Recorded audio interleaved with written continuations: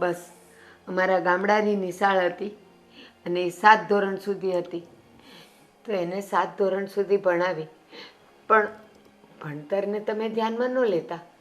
એને ઘરનું બધું કામ આવડે છે. મારી તો ઉંમર થઈ, હું હવે નથી કરી શકતી, બા પણ એ બધું જ કરી લે છે. પણ બા હજી તમને ખબર નથી, આ જમાનો ભણતરનો છે.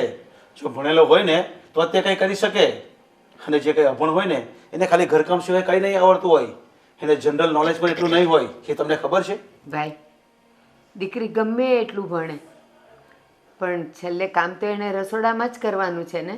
અને મારી દીકરી રસોડાના કામમાં, ઘરના કામમાં એકદમ પાવરથી છે. હવે તમને ખબર નથી, આજની દીકરીઓ છે ને નોકરીઓ કરે છે, કેવડી કેવડી મોટી ઓફિસોમાં જાય છે અને ઘરમાં કામવાળી કામ કરી જાય છે. એ તમને નહીં ખબર હોય.